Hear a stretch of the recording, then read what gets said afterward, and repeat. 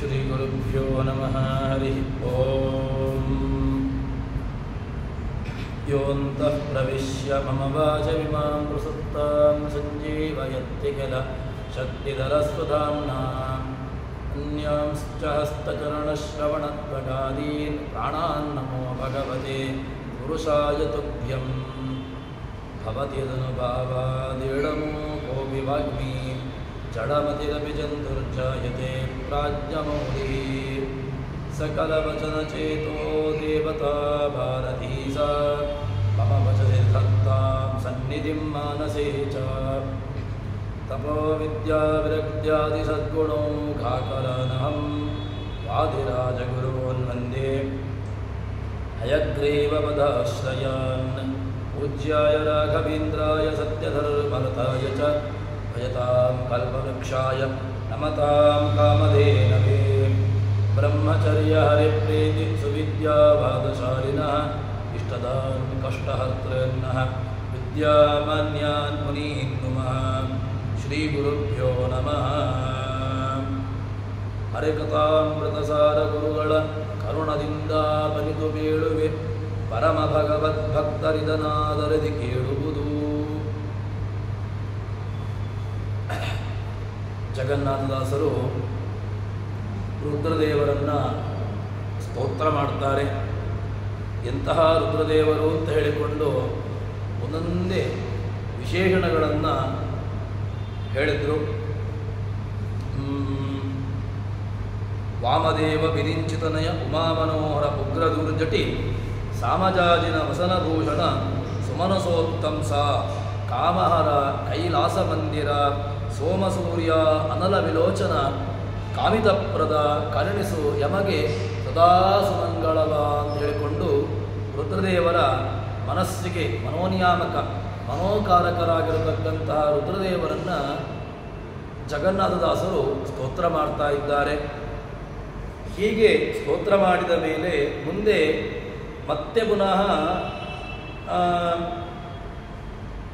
ಏನು ಕೇಳ್ತಾ ಇದ್ದಾರೆ ರುದ್ರದೇವರ ಹತ್ರ ಅಂತ ಕೇಳಿದ್ರೆ, ಕೃತ್ಯವಾಸನೆ ಹಿಂದೆ ನೀ 40 ಕಲ್ಪ ಸಮೀರನಲ್ಲಿ ಶಿಷ್ಯತ್ವ ವಹಿಸಿ ಅಖಿಳ ಆಗಮಾರ್ಥಗಳೋದಿ ಜಲಧಿಯೊಳು 10 ಕಲ್ಪತಿ ತಪವಗೈದ ಆದಿತ್ಯರೊಳಗುತ್ತಮನೆನಿಸಿ ಪುರುಷೋತ್ತಮನ ಪರ್ಯಂಕ ಪದವೈದಿಯೋ ಮಹಾದೇವ ಅಂತ ರುದ್ರದೇವರನ್ನು ಸ್ತೋತ್ರ ಮಾಡ್ತಾ ಇದ್ದಾರೆ.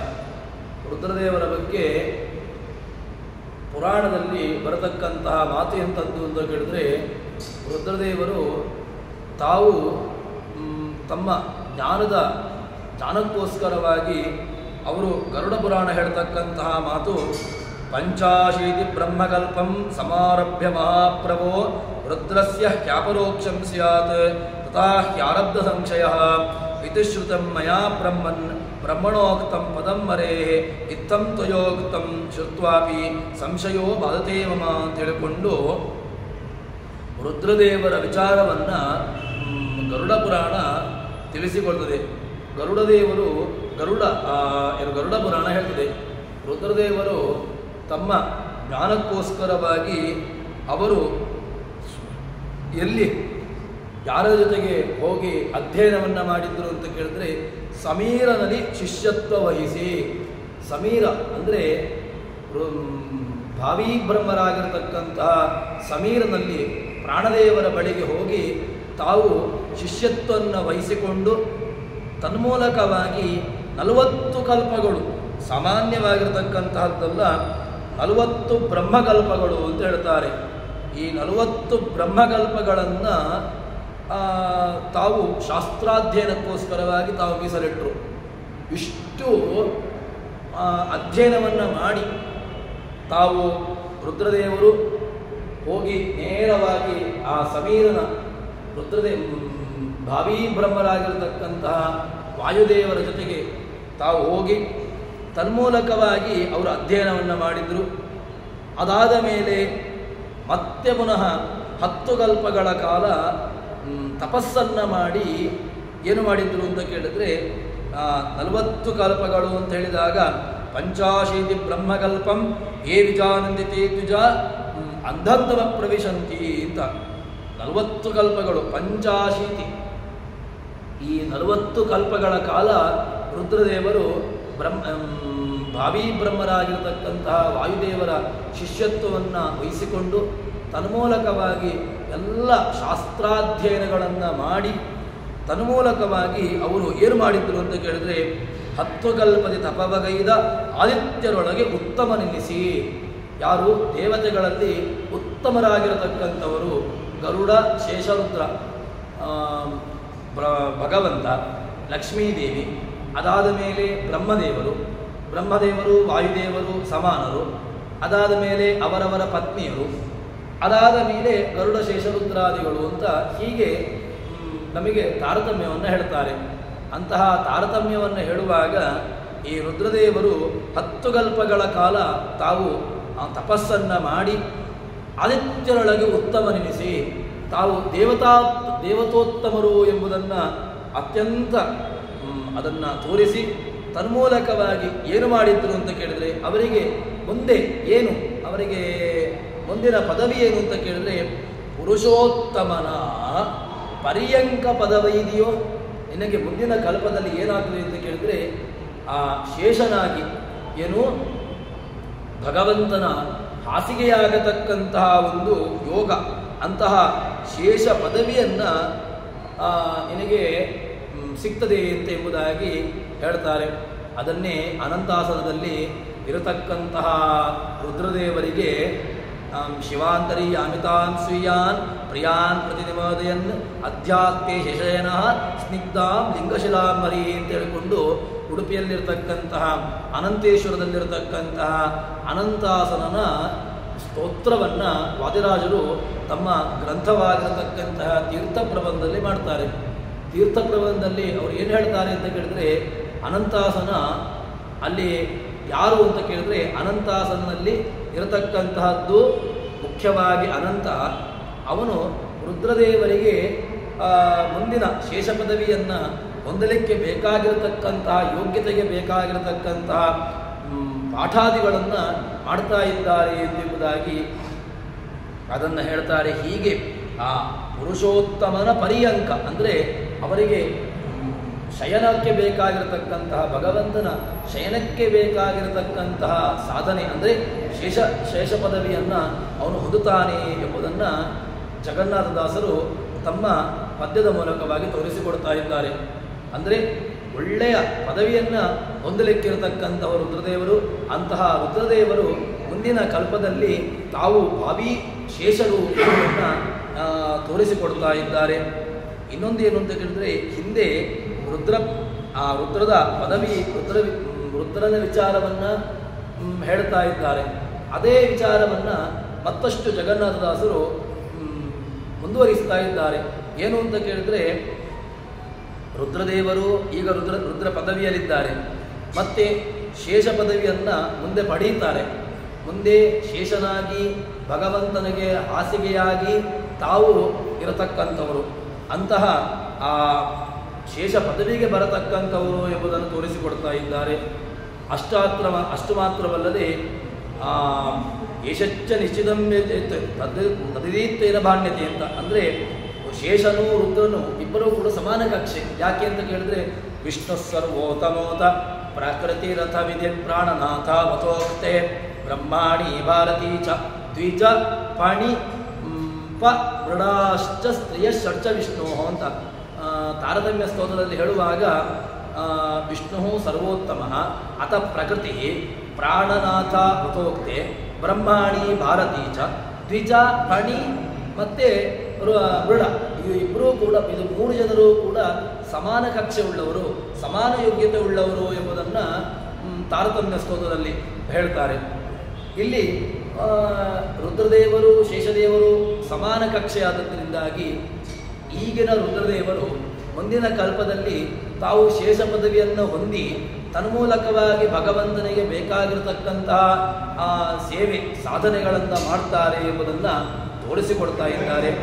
ಮತ್ತೊಂದು ಏನು ಅಂತ ಕೇಳಿದ್ರೆ ರುದ್ರದೇವರು ವಿಶೇಷವಾಗಿ ಮನೋದೇವತೆ, ಶೇಷದೇವರು ಕೂಡ ಅದರ ದೇವತೆ ಆದದ್ದರಿಂದಾಗಿ ಅದಕ್ಕೋಸ್ಕರವಾಗಿ ವಿಶೇಷವಾಗಿ ರುದ್ರದೇವರ ಸ್ತೋತ್ರವನ್ನು ಜಗನ್ನಾಥದಾಸರು ಮಾಡುತ್ತಾ ಇದ್ದಾರೆ. ಇನ್ನೊಂದು ದ್ವಾದಶ ಸ್ತೋತ್ರದ ಭಾವವನ್ನು ಕೂಡ, ಅಂದರೆ ಪುರುಷೋತ್ತಮನ ಪರ್ಯಂಕವೈದಿದೆಯೋ, ನೀನು ಭಗವಂತನಿಗೆ ಶಯನವಾಗಿ ಮುಂದಿನ ಕಲ್ಪದಲ್ಲಿ ನೀನು ಬರ್ತಿ ಎಂಬುದನ್ನು ಹೇಳಿದ್ರಲ್ವ, ಅದೇ ವಿಚಾರವನ್ನು ಆಚಾರ್ಯ ಮಧ್ವರು ಕೂಡ ತಮ್ಮ ದ್ವಾದಶ ಸ್ತೋತ್ರದಲ್ಲಿ ಹೇಳ್ತಾರೆ. ತತ್ಪಾದ ಪಂಕಜ ಮಹಾಸನತಾಮವಾಪ ಶರ್ವಾದಿವಂದ್ಯ ಶರಣೋ ಯತಪಾಂಗಲೇಶಂ ಆಶ್ರಿತ್ಯ ನಾಗಪತಿರನ್ಯ ಸುರೈರ್ದುರಾಪ ಶ್ರೀರತ್ಕಟಾಕ್ಷ ಬಲವದ್ಧಿತಂ ನಮಾಮಿ. ಹೀಗೆ ಮುಂದಿನ ಕಲ್ಪದಲ್ಲಿ ರುದ್ರದೇವರು ಶೇಷ ಪದವಿಯನ್ನು ಹೊಂದಿ ಭಗವಂತನಿಗೆ ಹಾಸಿಗೆಯಾಗಿ ತನ್ಮೂಲಕವಾಗಿ ಭಗವಂತನಿಗೆ ಬೇಕಾಗಿರತಕ್ಕಂತಹ ಸಾಧನೆಯನ್ನು ಮಾಡುತ್ತಾರೆ ಎಂಬುದನ್ನು ಜಗನ್ನಾಥದಾಸರು ತಮ್ಮ ರುದ್ರದೇವರನ್ನು ಸ್ತೋತ್ರ ಮಾಡತಕ್ಕಂತಹ ವಿಚಾರದಲ್ಲಿ ತೋರಿಸಿಕೊಡ್ತಾ ಇದ್ದಾರೆ. ಅದಾದ ಮೇಲೆ ಇನ್ನೊಂದು ಏನು ಅಂತ ಕೇಳಿದ್ರೆ, ಜಗನ್ನಾಥದಾಸರ ಮಾತನ್ನು ಇನ್ನೊಂದು ಸ್ವಲ್ಪ ಬಿಡಿಸುವುದು ಅಂತಾದರೆ ಏನು ಹೇಳಿದ್ರು ಅವರು, ಕೃತ್ತಿವಾಸನೆ 40 ಸಮೀರದಲ್ಲಿ ಶಿಷ್ಯತ್ವ ವಹಿಸಿ ಅಖಿಳ ಆಗಮಾರ್ಥಗಳೋದಿ, ಎಲ್ಲ ಆಗಮಗಳು ಏನೆಲ್ಲ ಶಾಸ್ತ್ರಗಳಿದೆ ಅದೆಲ್ಲವನ್ನೂ ಕೂಡ ಅಧ್ಯಯನ ಮಾಡಿ, ಯಾರ ಮೂಲಕವಾಗಿ? ರುದ್ರದೇವರು ಸಮೀರದ ಮೂಲಕವಾಗಿ, ಪ್ರಾಣನ ಮೂಲಕವಾಗಿ ತಾವು ಅಧ್ಯಯನ ಮಾಡ್ತಾರೆ. ಅಧ್ಯಯನವನ್ನು ಮಾಡಿದ್ರಿಂದಾಗಿ 10 ಕಲ್ಪದಿ, ಅಷ್ಟು ಮಾತ್ರವಲ್ಲದೆ 10 ಕಲ್ಪಗಳ ಕಾಲ ತಾವು ಶಿಷ್ಯತ್ವವನ್ನು ವಹಿಸಿಕೊಡುತ್ತಾರೆ.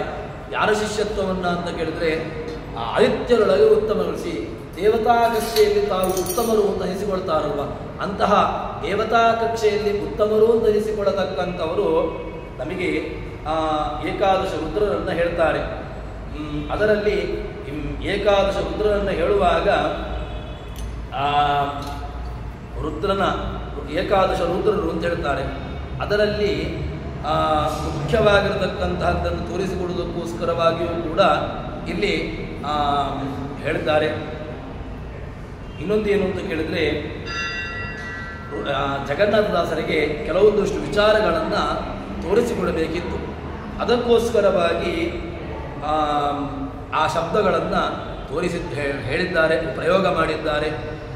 ಆದಿತ್ಯರೊಳಗೆ ಉತ್ತಮನಿಸಿ, ನೀವು ದೇವತಾ ಪದವಿಯಲ್ಲಿ ಉತ್ತಮರೂ ಅಂತನಿಸಿಕೊಳ್ಳುತ್ತೀರಿ, ಮತ್ತು ಪುರುಷೋತ್ತಮನ ಪರ್ಯಂಕವೈದಿದೆಯೋ ಅಂತ ಹೇಳಿಕೊಂಡು ಮಹಾದೇವ ಅಂತ ಒಂದು ಶಬ್ದವನ್ನು ಹಾಕಿದ್ದಾರೆ.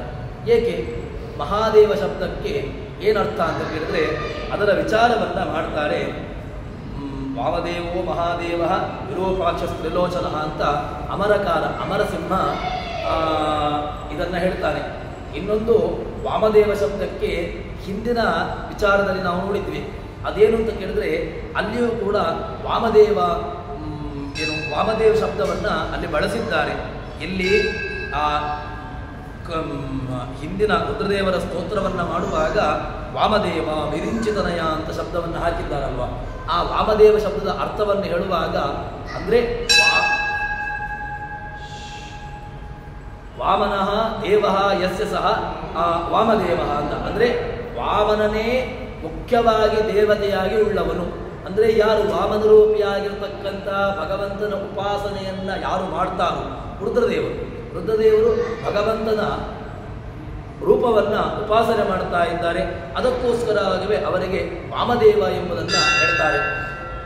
ಇನ್ನೊಂದು ಈ ರೂಪವನ್ನು, ವಾಮದೇವ ರೂಪವನ್ನು ಯಾರು ಇಂದ್ರಾದಿ ದೇವತೆಗಳು ಉಪಾಸನೆ ಮಾಡತಕ್ಕಂತಹದ್ದು.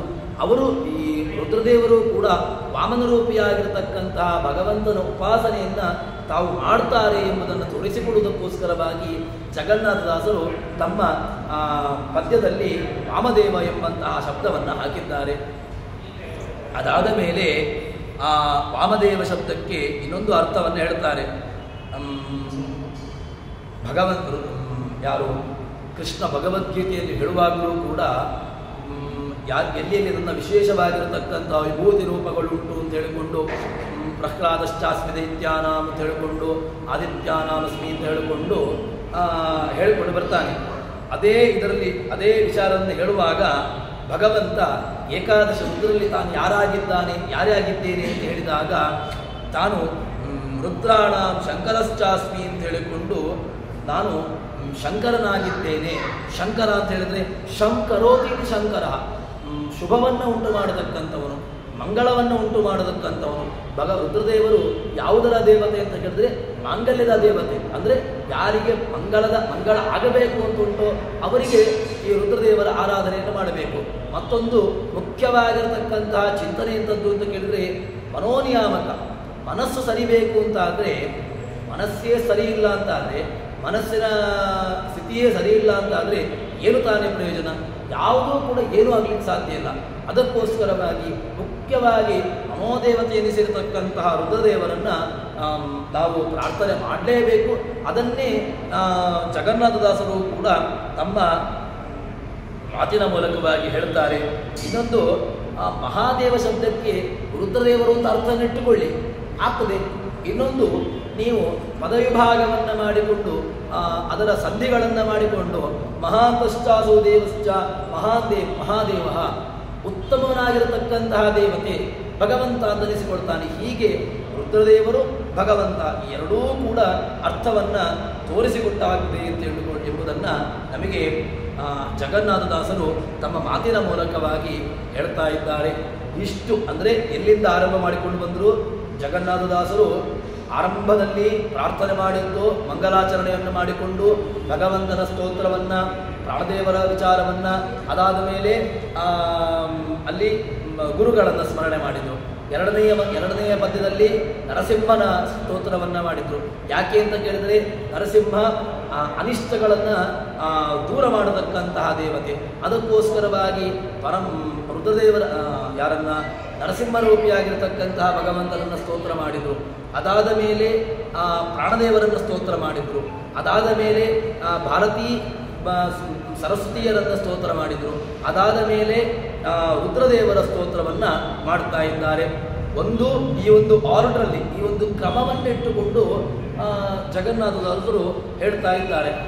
ಯಾಕೆ ಈ ಆರ್ಡರ್, ಈ ವಿಚಾರಗಳು ಇದೇ ರೀತಿಯಾಗಿ ಇರಬೇಕು ಎಂಬುದನ್ನು ಈ ಮುಂದಿನ ಜನತೆಗೆ, ವ್ಯವಸ್ಥೆಗೆ ತೋರಿಸಿಕೊಡಬೇಕು ಎಂಬುದನ್ನು ನಮಗೆ ಶಿಕ್ಷಣ ನೀಡಿದಕ್ಕೋಸ್ಕರವಾಗಿ ಜ್ಞಾನಿಗಳು ಎಲ್ಲರೂ ಕೂಡ ಈ ಮಾರ್ಗವನ್ನು ಅನುಸರಿಸಿಕೊಂಡು ಭಗವಂತನನ್ನು, ರುದ್ರದೇವರನ್ನು ಈ ರೀತಿಯಾಗಿ ಕ್ರಮವನ್ನು ಅನುಸರಿಸಿಕೊಂಡು ತಾವು ಸ್ತೋತ್ರಾದಿಗಳನ್ನು ಮಾಡಿಕೊಂಡು ಬರ್ತಾ ಇದ್ದಾರೆ. ಅದಾದ ಮೇಲೆ ಸಮಸ್ತ ದೇವತೆಗಳನ್ನು ನಾವು ನಿತ್ಯದಲ್ಲೂ ಕೂಡ ಸಂಧ್ಯಾವಂದನೆಯನ್ನು ಮಾಡುವಾಗ ತತ್ವಾಭಿಮಾನಿ ದೇವತೆಗಳನ್ನು ನಾವು ನ್ಯಾಸ ಮಾಡ್ತೇವೆ. ಕಡೆಯ ಪಕ್ಷ ನ್ಯಾಸ ಮಾಡಲಿಲ್ಲ ಅಂತಾದರೂ ಕೂಡ ಅದಕ್ಕೆ ಮುಖ್ಯವಾಗಿ ಒಂದು ಸ್ತೋತ್ರವನ್ನು ಹೇಳಿ ಆದರೂ ಕೂಡ ಸರ್ವಾಭ್ಯ ತತ್ವಾಭಿಮಾನಿ ದೇವತಾಭ್ಯೋ ನಮಃ, ಸರ್ವಾಭ್ಯೋ ಮಾತೃಕಾ ದೇವತಾಭ್ಯೋ ನಮಃ ಅಂತ ಹೇಳಿಕೊಂಡಾದರೂ ಕೂಡ ನಾವು ಚಿಂತನೆ ಮಾಡಬೇಕು. ಯಾಕೆ ಅಂತ ಕೇಳಿದರೆ ಈ ಯಾವ ಇಂದ್ರಿಯಗಳು, ಈ ಎಲ್ಲ ಇಂದ್ರಿಯಗಳು ಭಗವಂತ ಇರಲಿ, ಭಗವಂತ ಬೇಕು, ಇಂದ್ರಿಯಗಳು ಬೇಕಲ್ವ, ಇಂದ್ರಿಯದ ನಿಯಾಮಕವಾಗಿರತಕ್ಕಂತಹ ದೇವತೆಗಳ ಚಿಂತನೆ ಬೇಕಲ್ವ. ಯಾಕೆ ಅಂತ ಕೇಳಿದರೆ ನಾವು ಪರಶಬ್ದಾತ್ಮನೆ ಬೃಹಸ್ಪತಿ ಪುರಾಣಾಭ್ಯಾ ನಮಃ, ಪರಸ್ಪರ್ಶಾತ್ಮನೆ ಅಪಾನಾಯ ನಮಃ, ಪರರೂಪಾತ್ಮನೆ ವ್ಯಾನಾಯ ನಮಃ, ರಸಾತ್ಮನೆ ಉದಾನಾಯ ನಮಃ, ಗಂಧಾತ್ಮನೆ ಸಮಾನ, ಹೀಗೆ ದೇವತೆಗಳನ್ನು ನ್ಯಾಸ ಮಾಡ್ತೇವೆ. ಶಬ್ದ, ಸ್ಪರ್ಶ, ರೂಪ, ರಸ, ಗಂಧ, ವಾಕ್, ಪ್ರಾಣಿ, ಪಾದ, ಪಾಯು, ಉಪಸ್ಥ, ಈ ರೀತಿಯಾಗಿ ಒಂದೊಂದು ದೇವತೆಗಳು ಒಂದೊಂದು ಇಂದ್ರಿಯಗಳಲ್ಲಿ ನಮ್ಮಲ್ಲಿರ್ತಾರೆ. ಇಲ್ಲದಿದ್ದರೆ ನಮೋವಸ್ತಾತ್ವಿಕಾ ದೇವಾ ವಿಷ್ಣು ಭಕ್ತಿ ಪರಾಯಣ ಧರ್ಮ ಮಾರ್ಗೇ ಪ್ರೇರೆಯಂತು ಭವಂತ ಸರ್ವೇ ವಹಿ. ಇಷ್ಟನ್ನಾದರೂ ನಾವು ನಿತ್ಯದಲ್ಲೂ ಪ್ರಾರ್ಥನೆ ಮಾಡಿಕೊಳ್ಳಲೇಬೇಕು. ಇಂದ್ರಿಯಗಳೇ ಪಟು ಅಲ್ಲ ಅಂತಾದರೆ, ಇಂದ್ರಿಯಗಳಲ್ಲಿಯೇ ಸಾಮರ್ಥ್ಯ ಹೋಯಿತು ಅಂತಾದರೆ ಏನು ತಾನೇ ಪ್ರಯೋಜನ? ದೇವತೆಗಳು ಭಗವಂತನಿದ್ದಾನೆ ಎಂದಿಟ್ಟುಕೊಳ್ಳುವ, ದೇಹ ಕೋಮದಲ್ಲಿ ಉಂಟು ಅಂತಿಟ್ಟುಕೊಂಡ್ರೆ ಇದ್ದಾರೆ, ದೇವರಿದ್ದಾನೆ, ಪ್ರಾಣದೇವರು ಇದ್ದಾರೆ, ಅಷ್ಟೇ ಇದ್ದಾರೆ ಅಂತ ಮಾತ್ರ. ಯಾಕೆ ಏನು ಪ್ರಯೋಜನ? ಉಳಿದ ದೇವತೆಗಳು ಯಾರದೂ ಫಂಕ್ಷನ್ ಇಲ್ಲ, ಏನೂ ಕೆಲಸಗಳು ಗೊತ್ತಾಗೋದಿಲ್ಲ, ಕೇಳುವುದಿಲ್ಲ, ಮಾತಾಡಿದರೆ ಗೊತ್ತಾಗುವುದಿಲ್ಲ, ಕಣ್ಣಿಂದ ನೋಡಿದರೆ ಯಾರ್ದೂ ಪರಿಚಯ ಆಗುವುದಿಲ್ಲ. ಇಷ್ಟಕ್ಕಾದರೂ ಕೂಡ ನಮಗೆ ದೇವತೆಗಳು ಅತೀ ಅವಶ್ಯಕ ಎಂಬುದನ್ನು ನಾವು ಚಿಂತನೆ ಮಾಡಲೇಬೇಕು. ಕೇವಲ ದೇವರು ಸಾಧ್ಯವೇ ಇಲ್ಲ. ಮೆಟ್ಟಿಲುಗಳು ಬೇಕೇ ಬೇಕು. ಈ ಭಗವಂತನನ್ನು ಕಾಣಬೇಕು. ಎಕ್ಕಶ್ಚಿತ್ ಲೌಕಿಕವಾಗಿ ನಾವು ಯಾರನ್ನೋ ಒಬ್ಬರನ್ನು, ದೊಡ್ಡ ಅಧಿಕಾರಿಯನ್ನು ನಾವು ಭೇಟಿಯಾಗಲಿಕ್ಕೆ ಹೋಗಬೇಕು ಅಂತಾದರೆ ಎಕ್ಕಸ್ಥಿತ ಅದರ ಕೆಳಗಡಿರತಕ್ಕಂಥ ಸಣ್ಣ ಪುಟ್ಟ ಅಧಿಕಾರಿಗಳೇ ತಾವು ತಮ್ಮ ದರ್ಪವನ್ನು ತೋರಿಸ್ತಾರೆ. ಇಡೀ ಜಗತ್ತಿಗೆ ಅಧಿಪತಿಯಾಗಿರ್ತಕ್ಕಂಥ ಭಗವಂತನನ್ನು ಕಾಣಬೇಕು ಅಂತಾದರೆ ಎಲ್ಲ ದೇವತೆಗಳನ್ನು ಕೂಡ ಸ್ಮರಿಸಿ ಅವರ ಅನುಗ್ರಹಕ್ಕೆ ಪಾತ್ರನಾಗಿ ತದನಂತರದಲ್ಲಿ ಅವನು ಭಗವಂತನನ್ನ ಕಾಣಲಿಕ್ಕಾಗುವಂತಹದ್ದು ಎಂಬಂತಹ ಚಿಂತನೆಯನ್ನು ನಮಗೆ ದಾಸರುಗಳು ಕೊಡ್ತಾ ಇದ್ದಾರೆ. ಅದೇ ಚಿಂತನೆಯನ್ನಿಟ್ಟುಕೊಂಡು ಜಗನ್ನಾಥದಾಸರು ಸಮಸ್ತ ದೇವತೆಗಳನ್ನು ಎಲ್ಲ ದೇವತೆಗಳನ್ನು ಕೂಡ ಸ್ತೋತ್ರ ಮಾಡುವಂತೆ ಪಾಕಶಾಸನ ಮುಖ್ಯ ಸಕಲದಿ ದಿವೌಕಸರಿಗೆ ಅಭಿನಮಿಪಿ ಋಷಿಗಳಿಗೆ ಅನೇಕ ಚಿತ್ತದಿ ಪಿತೃಗಳಿಗೆ ಗಂಧರ್ವ ಕ್ಷಿತಿಪರಿಗೆ ಆ ಕಮಲನಾಭಯತಿಗಳ ಅನೇಕ ನಮಿಸುವೆನು ಬಿಡದೆ ರಮಾ ಕಳತ್ರನ ದಾಸವರ್ಗಕ್ಕೆ ನಮಿಪೆ ಅನವರತ ಅಂತ ಇಡೀ ದಾಸವರ್ಗಕ್ಕೆ ಇಡೀ ಭಗವಂತನ ಪರಿವಾರಕ್ಕೆ ಲಕ್ಷ್ಮೀರ್ಯಸ್ಯ ಪರಿಗ್ರಹ ಕಮಲಭೂ ಸುದುರ್ಗರುತ್ಮಾಂಡ್ರತ ಪೌತ್ರಶ್ಚಂದ್ರ ವಿಭೂಢ ಸುರಗುರು ಅಂತ ಹೇಳಿಕೊಂಡು ಹೇಗೆ ಭಗವಂತನ ಪರಿವಾರಗಳಿದೆಯೋ ಆ ರೀತಿಯಾಗಿ ಇಡೀ ವರ್ಗಕ್ಕೆ ನಮಸ್ಕಾರವನ್ನು ಮಾಡ್ತಾ ಇದ್ದಾರೆ ದಾಸರುಗಳು. ಯಾರೆಲ್ಲ ಅಂತ ಕೇಳಿದ್ರೆ ಪಾಕಶಾಸನ. ಯಾರು ಪಾಕಶಾಸನ ಅಂತ ಕೇಳಿದ್ರೆ ಇಂದ್ರನಿಗೆ ಪಾಕಶಾಸನ ಅಂತ ಹೆಸರು. ಆ ಇಂದ್ರ ಅದಾದ ಮೇಲೆ ಪಾಕಶಾಸನ ಮುಖ್ಯ, ಅವನೇ ಇಂದ್ರಾದಿ ದೇವತೆಗಳು ಅಂತ. ಇಂದ್ರನನ್ನು ಇಂದ್ರನ್ನು ಒಬ್ಬನನ್ನು ಹೇಳಿದ್ರಿಂದಾಗಿ ಇಂದ್ರ, ಅಗ್ನಿ, ಯಮ, ನಿರುತಿ, ವರುಣ, ವಾಯು, ಕುಬೇರ, ಸೋಮ, ಈಶಾನ ಎಲ್ಲ ದೇವತೆಗಳನ್ನು ಕೂಡ ಒಬ್ಬನನ್ನ ಹೇಳಿದಾಗ ಬಂತು. ಯಾಕೆ? ಮುಖ್ಯರನ್ನು ನಮ್ಮಲ್ಲಿ ಉಂಟಲ್ವ, ನಾವು ಯಾರನ್ನು ಒಬ್ಬರನ್ನ ನಿಮಂತ್ರಣ ಮಾಡ್ತೇವೆ, ಯಾವುದೋ ಒಂದು ಕಾರ್ಯಕ್ರಮಕ್ಕೆ ಒಬ್ಬರನ್ನು ನಿಮಂತ್ರಿಸ್ತೇವೆ. ಒಬ್ಬರನ್ನೇ ಮನೆಯಲ್ಲಿರ್ತಕ್ಕಂತಹ ಯಾವನೋ ಒಬ್ಬ ಮುಖ್ಯ ಅಂತ ಇಟ್ಟುಕೊಳ್ಳುವ, ತಂದೆ ಅಂತ ಇಟ್ಟುಕೊಳ್ಳುವ. ಒಂದು ಮನೆಯಲ್ಲಿ ತಂದೆ, ತಾಯಿ, ಮಗ, ಹೆಂಡತಿ, ಮಕ್ಕಳು ಎಲ್ಲರೂ ಇದ್ದಾರೆ ಅಂತ ಇಟ್ಟುಕೊಂಡಾಗ ಅದೇ ಮನೆಯಲ್ಲಿರ್ತಕ್ಕಂತಹ ತಂದೆಗೆ ಒಬ್ಬನಿಗೆ ಬರಬೇಕು, ನಿಮ್ಮವರನ್ನೆಲ್ಲ ಕರ್ಕೊಂಡು ಬರಬೇಕು ಅಂತ ಹೇಳಿಕೊಂಡು ತಂದೆಗೆ ಹೇಳಿದಾಗ ಮತ್ತೆ ಎಲ್ಲರೂ ಕೂಡ ಸಹಜವಾಗಿ ಅಲ್ಲಿ ಹೇಳಿಕೆ ಬಂತು ಅಂತ ಲೆಕ್ಕ. ಯಾಕೆ? ಒಬ್ಬನಿಗೆ, ಮನೆಯ ಒಬ್ಬನಿಗೆ, ಒಡೆಯನಿಗೆ ಹೇಳಿದಾಗ ಉಳಿದಂತಹ ಎಲ್ಲರಿಗೂ ಕೂಡ ಅದು ಆಮಂತ್ರಣ ಎಂಬುದು ಸಿದ್ಧ. ಅದೇ ರೀತಿಯಾಗಿ ಇಲ್ಲಿ ಜಗನ್ನಾಥದಾಸರು ಏನನ್ನ ತೋರಿಸಿಕೊಡ್ತಾ ಇದ್ದಾರೆ ಅಂತ ಕೇಳಿದ್ರೆ ಪಾಕಶಾಸನ ಮುಖ್ಯರಾಗಿರ್ತಕ್ಕಂತಹದ್ದನ್ನು ಒಬ್ಬರನ್ನು ಹೇಳಿದಾಗ ಅಮುಖ್ಯರೆಲ್ಲರೂ ಬಂದು ಬಿಡ್ತಾರೆ. ಯಾಕೆ? ಇಂದ್ರ ಸ್ವರ್ಗಾಧಿಪತಿಯಾಗಿರ್ತಕ್ಕಂತಹ ಇಂದ್ರ ಹೇಳಿದ ಮೇಲೆ ಅವನ ಕೆಳಗಿರತಕ್ಕಂಥ ಎಲ್ಲರೂ ಕೂಡ ಅವನ ವ್ಯವಸ್ಥೆಯಲ್ಲಿ ಬಂದು ಬಿಡ್ತಾರೆ. ಮತ್ತೆ ಮುಖ್ಯ ಸಕಲ ದಿವೌಕರು, ಎಲ್ಲ ದಿವೌಕಸರು ಯಾರು? ದೇವತೆಗಳು. ಎಲ್ಲ ದೇವತೆಗಳನ್ನು ಅವರಿಗೆ ನಮಿಪೆ. ಯಾಕೆ? ಋಷಿಗಳು ಅನ್ನೋ ವಿಶ್ವಾಮಿತ್ರಾದ ಋಷಿಗಳು ನಮಗೆ ಜ್ಞಾನ ಅನೇಕವಾಗಿರ್ತಕ್ಕಂತಹ ಪರಂಪರೆ, ಯಾರು?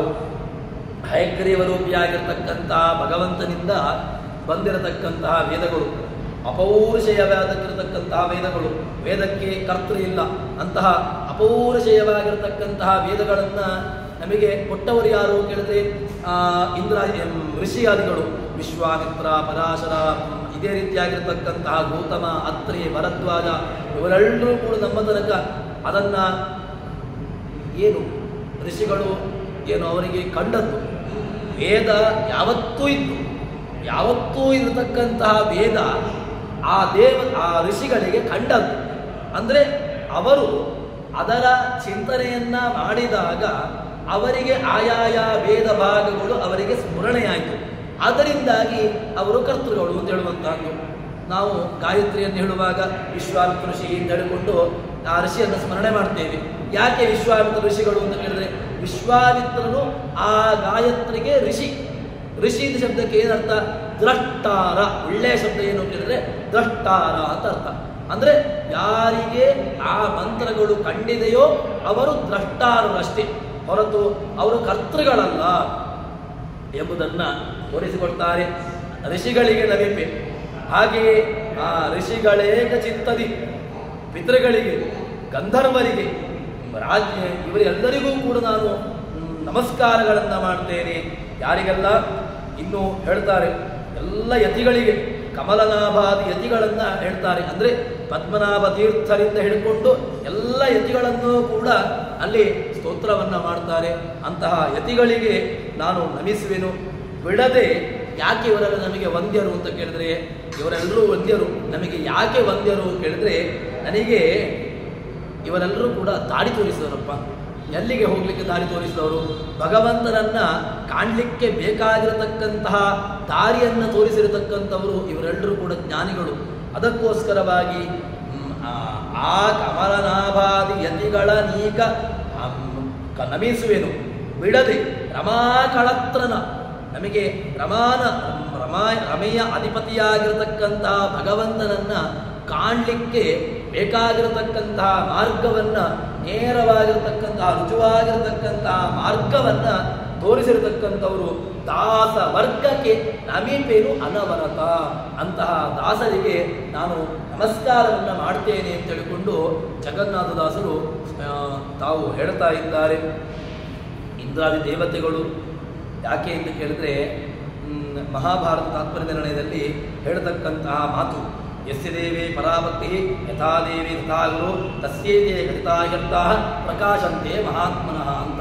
ಇದು ತಾತ್ಪರ್ಯ ನಿರ್ಣಯದಲ್ಲಿ ಹಾಗೆ ಉಪನಿಷತ್ತಲ್ಲಿ ಬರತಕ್ಕಂತಹ ಮಾತು.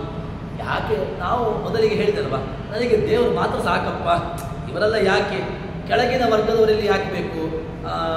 ದೇವರು, ಗುರುಗಳು, ಋಷಿಗಳು, ಗಂಧರ್ವರು ಇವರಲ್ಲಿ ಯಾಕೆ, ಇವರನ್ನು ಬಿಟ್ಟು ಬಿಡುವಲ್ವಾ ಅಂತ ಕೇಳಿದ್ರೆ ಹೇಳ್ತಾರೆ, ಒಳ್ಳೆಯ ಮಾತನ್ನು ಹೇಳ್ತಾರೆ. ಯಸ್ಯ ದೇವೇ ಪರಾಭಕ್ತಿ ಯಥಾ ದೇವಿ ತಥಾ ಗುರು. ನೀನು ಹೇಗೆ ದೇವರಲ್ಲಿ ಭಕ್ತಿಯನ್ನ ಮಾಡ್ತೀಯೋ ಅದೇ ರೀತಿಯಾಗಿರ್ತಕ್ಕಂತಹ ಭಕ್ತಿ ಗುರುಗಳಲ್ಲೂ ಬೇಕೇ ಬೇಕು. ಇಲ್ಲದಿದ್ದರೆ ಏನಾಗ್ತದೆ ಅಂತ ಕೇಳಿದ್ರೆ ತಸ್ಯೈತೆ ಕಥಿತಾರ್ಥಾಃ.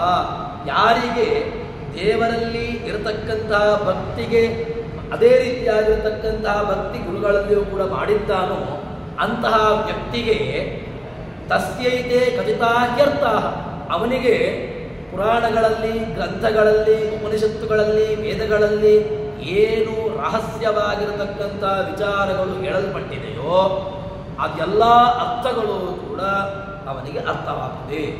ಇಲ್ಲ ಅಂತಾದರೆ ಇಲ್ಲ, ನಾನು ದೇವರನ್ನು ಮಾತ್ರ ಮಾಡ್ತೇನೆ, ಗುರುಗಳು ಬೇಡ, ಉಳಿದಂಥವ್ರು ಯಾರೂ ಬೇಡ, ದೇವತೆಗಳು ಬೇಡ, ಯಾರೂ ಬೇಡ ಅಂತ ಹೇಳಿದ್ರೆ ನಿನಗೆ ಅದರಲ್ಲಿ ಏನು ಉಪನಿಷತ್ತುಗಳಲ್ಲಿ, ಪುರಾಣಗಳಲ್ಲಿ ಅಥವಾ ಇನ್ನಿತರ ಏನು ಜ್ಞಾನಿಗಳು ಕೊಟ್ಟಿರತಕ್ಕಂತಹ ಜ್ಞಾನದ ಪರಂಪರೆ ಏನಿದೆ ಅದು ನಿನಗೆ ಸರಿಯಾಗಿ ಅರ್ಥ ಆಗ್ಲಿಕ್ಕೆ ಸಾಧ್ಯವೇ ಇಲ್ಲ. ಯಾಕೆ ಅಂತಂದರೆ ಭಾಷೆ ಬೇಕಪ್ಪ. ಯಾವುದು ಭಾಷೆ ಬೇಕು ಅಂತ ಕೇಳಿದ್ರೆ ಗ್ರಂಥಗಳನ್ನು ಓದಲಿಕ್ಕೆ ಬೇಕಾಗಿರತಕ್ಕಂತಹದ್ದು ಮುಖ್ಯವಾಗಿರತಕ್ಕಂಥದ್ದು ಭಾಷೆ. ಯಾವ ಭಾಷೆಗಳು ಅಂತ ಕೇಳಿದ್ರೆ ಅವನಿಗೆ ಪುರಾಣಗಳ ಭಾಷೆ ಬೇಕು, ಸಮಾಧಿ ಭಾಷೆ, ಗುಹ್ಯ ಭಾಷೆ, ಅದೇ ರೀತಿಯಾಗಿ ಎಲ್ಲ ಭಾಷೆಗಳನ್ನು ತಿಳಿದುಕೊಂಡಿದ್ರೆ ಮಾತ್ರ ಆವಾಗ ಆ ಪುರಾಣಗಳು ಅರ್ಥ ಆಗ್ಲಿಕ್ಕೆ ಸಾಧ್ಯ, ಅಥವಾ ಆ ವೇದವೋ ಆ ಉಪನಿಷತ್ತೋ ಅದು ಅರ್ಥ ಆಗ್ಲಿಕ್ಕೆ ಸಾಧ್ಯ. ಇಲ್ಲ ಅಂತಾದರೆ ಅವನಿಗೆ ಯಾವ ಕಾಲಕ್ಕೂ ಕೂಡ ಈ ಏನು ಆ ವಿಷಯಗಳು ಅವನಿಗೆ ಸ್ಮರಣ ಆಗ್ಲಿಕ್ಕೆ ಸಾಧ್ಯವೇ ಇಲ್ಲ. ಅದನ್ನು ಉಪನಿಷತ್ತು ನಮಗೆ ಹೇಳ್ತದೆ. ತಸ್ಯೈತೆ ಕಥಿತಾರ್ಥಾಃ ಪ್ರಕಾಶಂತೆ ಮಹಾತ್ಮನಃ. ನಿನಗೆ ಒಳ್ಳೆಯ ಜ್ಞಾನ ಬೇಕು ಅಂತಾದರೆ ಆವಾಗ ನಿನಗೆ ಈ ಗುರುಗಳನ್ನು, ಅದೇ ರೀತಿಯಾಗಿ ಋಷಿ ಪರಂಪರೆಯನ್ನು ಎಲ್ಲರನ್ನೂ ಕೂಡ ನೀನು ತಿಳ್ಕೊಳ್ಳೇಬೇಕು ಎಂಬ ವಿಚಾರವನ್ನು ನಮಗೆ ಉಪನಿಷತ್ತು ತಿಳಿಸಿಕೊಡ್ತದೆ. ಹೇಗೆ ಯಾರೆಲ್ಲ ಸ್ವಾತ್ಮನೋ ಮುಖ್ಯ ಕ್ರಮಾತ್ ಗುರವೈರಿತ, ಎಲ್ಲರೂ ಕೂಡ ಇವರಿಗೆ ಪಾಠ ಮಾಡಿದವರಿಂದ ಹಿಡ್ಕೊಂಡು ಎಲ್ಲರೂ ಕೂಡ ಇವರಿಗೆ ಭಗವಂತನ ಕಡೆಗೆ ಹೋಗಲಿಕ್ಕೆ ತೋರಿಸಿರ್ತಕ್ಕಂತಹ ಎಲ್ಲ ಗುರುಗಳು ಕೂಡ ಗುರುಸ್ಥಾನೀಯರು, ಗುರುಗಳು ಎಂಬುದನ್ನು ಹೇಳ್ತಾರೆ. ಅದಾದ ಮೇಲೆ ಯಸ್ ತಾರತಮ್ಯವೇತ್ತ ಸದ್ಗುರುಣಾಂ ದೇವತಾಸ್ವಪಿ ಭಕ್ತಿಮಾನ್ ಗುರುದೇವೇಶೋ ತದ್ಭಕ್ತೇಶು ವಿದ್ಯತೆ ಗುರುದೇವ ಪ್ರದೀಪಾನ ವಿಮುಖಸ್ತತ್ರಿಯೇಣತಃ ಅಕಾಮ ಕ್ರೋಧಲೋಭಶ್ಚ ನಜರ ಸಿದ್ಧಿಮಾಪುಣ್ಯಾತ್. ಹೇಳ್ತಾರೆ ಒಳ್ಳೆಯ ಏನು ವಿಚಾರವನ್ನು ತಂತ್ರಸಾರ ಸಂಗ್ರಹ ಹೇಳ್ತದೆ. ಅದೇನು ಅಂತಂದರೆ ತಾರತಮ್ಯವೇತ್ತ ಸ್ಯಾತ್ ಗುರುಣ, ದೇವತಾ ತಾರತಮ್ಯವೂ ತಿಳ್ಕೊಳ್ಬೇಕು, ಗುರುಗಳ ತಾರತಮ್ಯವೂ ತಿಳ್ಕೊಳ್ಬೇಕು. ಎಲ್ಲ ಗುರುಗಳು ಒಂದೇ ಅಂತಲ್ಲ, ಗುರುಗಳಲ್ಲಿಯೂ ಕೂಡ ಆ ತಾರತಮ್ಯ ಎಂಬುದು ಸಿದ್ಧವಾಗಿದೆ. ಮತ್ತು ಭಕ್ತಿಮಾನ್ ಗುರುದೇವೇಶು, ಗುರುಗಳಲ್ಲಿಯೂ ಭಕ್ತಿ ಬೇಕು, ಭಗವಂತನಲ್ಲಿಯೂ ಭಕ್ತಿ ಬೇಕು. ಅದರಲ್ಲಿರ್ತಕ್ಕಂಥ ಭಕ್ತಿಯಲ್ಲಿ ಮಾತ್ರ ತಾರತಮ್ಯ ಉಂಟು. ಹೇಗೆ ಅಂತ ಹೇಳಿದ್ರೆ ತಂದೆಯಲ್ಲಿಯೂ ಪ್ರೀತಿ ಮಾಡ್ತಾನೆ, ಮಗುವಿನಲ್ಲೂ ಪ್ರೀತಿ ಮಾಡ್ತಾನೆ, ಮಡದಿಯಲ್ಲೂ ಪ್ರೀತಿ ಇದೆ. ಎಲ್ಲ ಪ್ರೀತಿಗಳು ಒಂದೇ ಅಂತ ಹೇಳಿದ್ರೆ ಅದರ ಭಕ್ತಿ ಎಂಬುದನ್ನು ಅದೇ ರೀತಿಯಾಗಿ ದೇವರಲ್ಲಿರ್ತಕ್ಕಂತಹ ಭಕ್ತಿ ಒಂದು, ಗುರುಗಳಲ್ಲಿರ್ತಕ್ಕಂತಹ ಭಕ್ತಿ ಒಂದು. ಇದಕ್ಕೆ ದೃಷ್ಟಾಂತ ಯಾವುದು ಕೇಳಿದ್ರೆ ಈ ಲೌಕಿಕವಾಗಿರತಕ್ಕಂಥ ದೃಷ್ಟಾಂತ ಇದೆ. ತಂದೆಯಲ್ಲೂ ನೋಡಿದರೂ ಪ್ರೀತಿ ಉಂಟು. ಅದು ಯಾವ ಪ್ರೀತಿ? ಅದೊಂದು ಗೌರವಯುತವಾಗಿರತಕ್ಕಂತಹ ಪ್ರೀತಿ. ಮಡದಿಯಲ್ಲಿಯೂ ಕೂಡ ಒಂದು ಪ್ರೀತಿ ಇದೆ, ಅದರಲ್ಲಿಯೂ ಒಂದು ರೀತಿಯಾಗಿರತಕ್ಕಂತಹ ಗೌರವವನ್ನು ಭಾವನೆ ಇದೆ. ಯಾಕೆ? ಮಡದಿಯಲ್ಲಿರ್ತಕ್ಕಂತಹ ಪ್ರೀತಿ ತಂದೆಯಲ್ಲಿರ್ತಕ್ಕಂತಹ ಪ್ರೀತಿಯನ್ನು ಒಂದೇ ಅಂತ ಹೇಳಿ ಬರುವುದಿಲ್ಲ. ತಾಯಿಯಲ್ಲಿಯೂ ಕೂಡ ಒಂದು ಪ್ರೀತಿಯನ್ನು ಮಾಡ್ತಾನೆ, ಅಲ್ಲಿಯೂ ಕೂಡ ಒಂದು ಗೌರವವನ್ನು ಮಾಡ್ತಾನೆ. ಅದೇ ರೀತಿಯಾಗಿ ತನ್ನ ಮಗುವನ್ನು ನೋಡಿದಾಗಲೂ ಕೂಡ ಒಂದು ಪ್ರೀತಿ ಇದೆ, ಒಂದು ವ್ಯವಸ್ಥೆ ಇದೆ. ಇದು ಎಲ್ಲ ಕೂಡ ಒಂದೇ ಅಂತ ಆಗಿಬಿಟ್ರೆ ಎಲ್ಲ ಒಂದೇ ಆಯ್ತಲ್ವ? ಇದು ಯಾವುದೂ ಕೂಡ ವ್ಯತ್ಯಾಸವೇ ಇಲ್ಲ. ತಂದೆಯೂ ಒಂದೇ, ತಾಯಿಯೂ ಒಂದೇ, ಮಡದಿಯೂ ಒಂದೇ, ಮಕ್ಕಳು ಒಂದೇ ಅಂತ ಹೇಳ್ತೇವೆ. ಇಲ್ಲ, ಎಲ್ಲರಲ್ಲಿಯೂ ಕೂಡ ಪ್ರೀತಿ ಇದೆ, ಎಲ್ಲರಲ್ಲಿಯೂ ಕೂಡ ವ್ಯವಸ್ಥಿತವಾಗಿರತಕ್ಕಂಥ ಅದೇ ವಿಚಾರವನ್ನ ನಮಗೆ ತಾರತಮ್ಯ ಶಬ್ದ ಹೇಳಿತ್ತು. ಇನ್ನೊಂದು ದೃಷ್ಟಾಂತವನ್ನ ಮೊನ್ನೆಯ ದಿವಸ ಹೇಳುವಾಗ ಹೇಳಿದ್ದೆ. ಅದೇನು ಅಂತ ಕೇಳಿದ್ರೆ ತಾರತಮ್ಯ ಅಂತ ಹೇಳಿದ್ರೆ 18 ವರ್ಷದ ಯುವಕ ಊಟ ಮಾಡುವುದನ್ನ 5 ವರ್ಷದ ಮಗುವಿಗೆ ಹಾಕಿದ್ರೆ, 18 ವರ್ಷದ ಯುವಕ ಒಬ್ಬ ಒಂದು ಊಟ ಮಾಡ್ತಾನೆ. ಅವನು ಊಟ ಮಾಡುವಂತಹ ಎಷ್ಟು ಊಟ ಮಾಡ್ತಾನೋ ಅಷ್ಟೇ ಅನ್ನ, ಅಷ್ಟೇ ಹುಳಿ, ಅಷ್ಟೇ ಸಾರು, ಅಷ್ಟೇ ಎಲ್ಲವನ್ನೂ ಕೂಡ 5 ವರ್ಷದ ಮಗುವಿಗೆ ಹಾಕಬೇಕು. ಅದೆಲ್ಲವನ್ನು ಖಾಲಿ ಮಾಡಬೇಕು. ಅದೇಗಾಗ್ತದೆ, ಅದಾಗುವುದಿಲ್ಲ. ಅದೆಲ್ಲ ಅದೇನು, ಅದು ಇಂಬ್ಯಾಲೆನ್ಸ್ ಆಗ್ತದೆ, ಮಗುವಿಗೆ ವ್ಯತ್ಯಾಸ ಆಗ್ತದೆ. ಅಲ್ವಾ? ಇದರಲ್ಲಿ ಆಗುವಾಗ ವ್ಯತ್ಯಾಸ ಉಂಟು.